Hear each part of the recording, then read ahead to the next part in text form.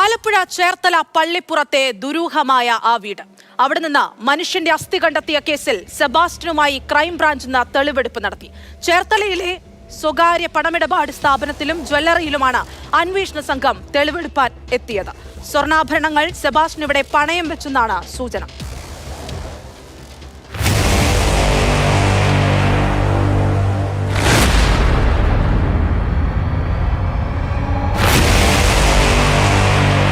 എനിക്ക് പിന്നിൽ കാണുന്നതാണ് ചേർത്തല പള്ളിപ്പുറത്തെ സെബാസ്റ്റ്യന്റെ വീടും പുരയിടവും. 2.25 ഏക്കറോളം വരുന്ന ഈ പുരയിടത്തിൽ നിന്ന് ഇപ്പോൾ പുറത്തു വരുന്ന വാർത്തകൾ അതീവ ദുരൂഹമാണ്. ഏറ്റുമാനൂർ സ്വദേശി ജൈനമ്മ, ചേർത്തല സ്വദേശിനികളായ ബിന്ദു പത്മനാഭനും ഐഷയും 3 തിരോധാനങ്ങൾ മറ്റൊരു ധർമ്മസ്ഥലയായി ചേർത്തലയിലെ പള്ളിപ്പുറം മാറുകയാണ്.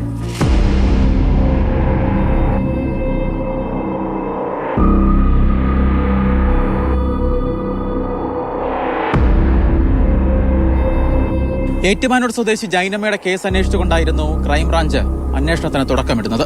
ആ അന്വേഷണം ചെന്നെത്തിയതാകട്ടെ ബിന്ദു പത്മനാഭന്റെ തിരോധാനത്തിലേക്ക്, ഏറ്റവും ഒടുവിൽ ഐഷയുടെ തിരോധാനത്തിലേക്ക്.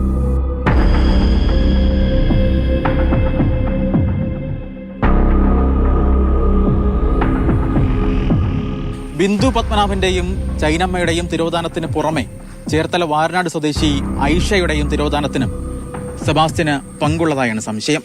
ഇതുമായി ബന്ധപ്പെട്ട സൂചനകൾ ക്രൈംബ്രാഞ്ചിന് ഇതിനോടകം ലഭിച്ചു കഴിഞ്ഞു.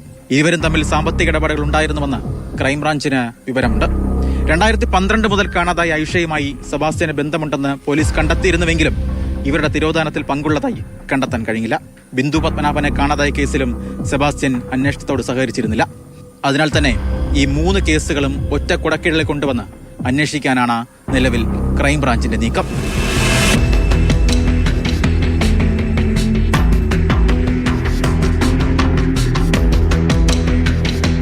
ഏറ്റുമാനൂർ പോലീസ് സ്റ്റേഷനിലാണ് കേസ് കൊടുക്കുന്നത്. പിന്നെ അത് കഴിഞ്ഞ് അവിടുന്ന് നമുക്ക് കിട്ടാതെ വന്ന് ഒരു ഇതും കിട്ടാതെ വന്നു കഴിഞ്ഞപ്പോൾ നമ്മൾ SP സാറിന് കേസ് കൊടുത്തു. SP സാറിനും കൊടുത്തു. അവിടുന്ന് വന്നു കഴിഞ്ഞ് പിന്നെ കളക്ടറിന് കൊടുത്തു, മുഖ്യമന്ത്രിക്ക് കൊടുത്തു, DSPക്ക് കൊടുത്തു, DGPക്ക് കൊടുത്തു. അത് കഴിഞ്ഞ് പിന്നെ വനിതാ സെല്ലിൽ കൊടുത്തു. ഇതിലൊന്നും നമുക്കൊരു ഇതും കിട്ടിയില്ല. കഴിഞ്ഞ വർഷം ഡിസംബർ 23-നാണ് ജൈനമ്മയെ കാണാതാകുന്നത്. ഈ കാണാതാകുന്ന സമയത്ത് അവരുടെ ശരീരത്തിൽ 10 പവനോളം വരുന്ന സ്വർണ്ണാഭരണം ഉണ്ടായിരുന്നു എന്നതാണ് കുടുംബാംഗങ്ങളുടെ വെളിപ്പെടുത്തലെന്ന് പറയുന്നത്. എന്തായാലും ഈ 10 പവനോളം വരുന്ന സ്വർണ്ണാഭരണം ഈ പ്രതിയായിട്ടുള്ള സെബാസ്റ്റ്യൻ ചേർത്തലയിലുള്ള പണമിടപാട് സ്ഥാപനത്തിലും ഒപ്പം സമീപത്ത് തന്നെയുള്ള മറ്റൊരു ജ്വല്ലറിയിലും വിറ്റു എന്നതാണ് നിലവിൽ ക്രൈംബ്രാഞ്ചിന്റെ കണ്ടെത്തൽ. എന്തായാലും ഈ 2 ഇടങ്ങളിലും പ്രതിയായിട്ടുള്ള സെബാസ്റ്റ്യനെ ക്രൈംബ്രാഞ്ച് സംഘം ഇന്ന് തെളിവെടുപ്പിനായി എത്തിച്ചു.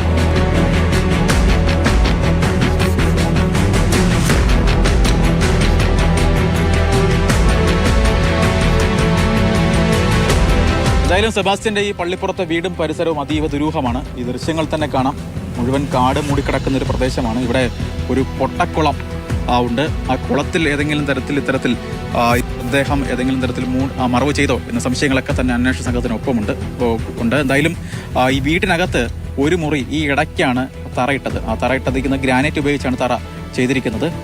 അതേതെങ്കിലും തരത്തിൽ ശരീരാവശിഷ്ടങ്ങൾ അത്തരത്തിൽ കുഴിച്ചു മൂടിയതിനു ശേഷം ആ തറ പുതുതായി ഗ്രാനൈറ്റ് ചെയ്തതാണോ തുടങ്ങിയ സംശയങ്ങളൊക്കെ തന്നെ അന്വേഷണ സംഘത്തിന് മുന്നിലുണ്ട്. എന്തായാലും അതുമായി ബന്ധപ്പെട്ട അന്വേഷണമൊക്കെ തന്നെ പരിശോധനകളൊക്കെ തന്നെ ക്രൈംബ്രാഞ്ചിന്റെ ഭാഗത്തു നിന്ന് വരും ദിവസങ്ങളിലൊക്കെ തന്നെ ഉണ്ടാകും. എന്തായാലും കഴിഞ്ഞ ദിവസം ലഭിച്ച ശരീരഭാഗങ്ങൾ, അസ്ഥിഭാഗങ്ങൾ അത് ആരുടേതാണെന്ന് അറിയണമെങ്കിൽ കൃത്യമായ രീതിയിലുള്ള DNA പരിശോധന ഫലം വേണ്ടിവരും. എന്തായാലും അത് ജൈനമ്മയുടേതല്ലെങ്കിൽ നിലവിൽ ഇപ്പോൾ സാമ്പിളുകൾ DNA സാമ്പിളുകൾ അയച്ചിരിക്കുന്നത് ജൈനമ്മയുടെ സഹോദരന്റെയും സഹോദരിയുടേതുമാണ്.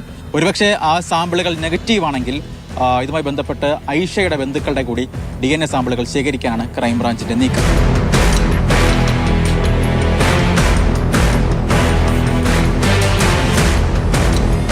ഈ കേസിലെ ഏറ്റവും നിർണായകമെന്ന് പറയുന്നത് DNA പരിശോധന ഫലമാണ്. പ്രത്യേകിച്ച് നമ്മളിപ്പോൾ നിൽക്കുന്ന ഈ പുരയിടത്തിൽ നിന്ന് കഴിഞ്ഞ ദിവസങ്ങളിൽ കിട്ടിയ കത്തിക്കരിഞ്ഞ നിലയിലുള്ള അസ്ഥിഭാഗങ്ങൾ അത് ആരുടേതാണെന്ന് അറിയണമെങ്കിൽ കൃത്യമായ രീതിയിലുള്ള ശാസ്ത്രീയ പരിശോധനാ ഫലം പുറത്തു വന്നാൽ മാത്രമേ സാധിക്കുകയുള്ളൂ. പ്രത്യേകിച്ച് ആദ്യഘട്ടത്തിൽ അന്വേഷണ സംഘത്തിന്റെ വിലയിരുത്തൽ എന്ന് പറയുന്നത് അത് ഏറ്റുമാനൂർ സ്വദേശി ജൈനമ്മയുടെ കത്തിക്കരിഞ്ഞ നിലയിലുള്ള അസ്ഥിഭാഗം ആണ് എന്നതാണ്. പക്ഷേ അതിലൊരു അവസാന ഘട്ടത്തിൽ ഒരു നിഗമനത്തിലേക്ക് എത്തുന്ന സമയത്ത് ഒരു പ്രധാന പ്രശ്നമെന്ന് പറയുന്നത് ഒരു പല്ലിലെ ക്യാപ്പാണ്. കാരണം ഈ അസ്ഥിഭാഗങ്ങൾക്കൊപ്പം ലഭിച്ച പല്ലിൽ നിന്ന് ഒരു ക്യാപ്പ് അന്വേഷണ സംഘത്തിന് ലഭിച്ചിട്ടുണ്ട്. ആ ക്യാപ്പ് എന്ന് പറയുന്നത് പ്രധാനമായും ഈ പറയുന്ന 2 സ്ത്രീകൾ, അതായത് ബിന്ദു പത്മനാഭനും ജൈനമ്മയ്ക്കും ഇത്തരത്തിലൊരു ക്യാപ്പ്, കൃത്രിമമായുള്ള പല്ല് ഇല്ല എന്നതാണ് അവരുടെ ബന്ധുക്കൾ നൽകിയിരിക്കുന്ന മൊഴി.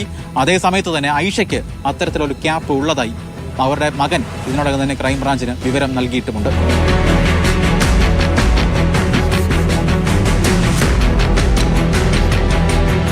ചേർത്തല പള്ളിപ്പുറത്തെ സെബാസ്റ്റ്യന്റെ വീട് ഇപ്പോൾ പൂർണ്ണമായും പോലീസ് നിരീക്ഷണത്തിലാണ്, പോലീസ് ബന്ധനാവസ്ഥയിലാണ്. വരും ദിവസങ്ങളിൽ പക്ഷേ നാളെ എന്തെങ്കിലും സെബാസ്റ്റ്യനെ ഈ വീട്ടിലെത്തിച്ച് തെളിവെടുപ്പ് ഉൾപ്പെടെയുള്ള നടത്താനുള്ള ക്രമീകരണങ്ങൾ അന്വേഷണ സംഘത്തിന്റെ ഭാഗത്തു നിന്ന് ഉണ്ടാകും. എന്തായാലും വലിയ ദുരൂഹതയാണ് ഈ 3 തിരോധാനങ്ങളുമായി ബന്ധപ്പെട്ട് ഈ വീടിനുള്ളിൽ ഒളിച്ചിരിക്കുന്നത്. അതുമായി ബന്ധപ്പെട്ട സത്യം പുറത്തു വരണമെങ്കിൽ ശാസ്ത്രീയമായ തരത്തിലുള്ള DNA പരിശോധനാ ഫലം ഉൾപ്പെടെയുള്ളവ പുറത്തു വരേണ്ടത് അനിവാര്യമാണ്. എന്തായാലും ഈ ചേർത്തലയിലെ പള്ളിപ്പുറം എന്ന് പറയുന്ന ചെറിയ പ്രദേശം മറ്റൊരു ധർമ്മസ്ഥലയാണോ എന്നൊരു ചോദ്യം ഇപ്പോഴും ബാക്കിയാണ്.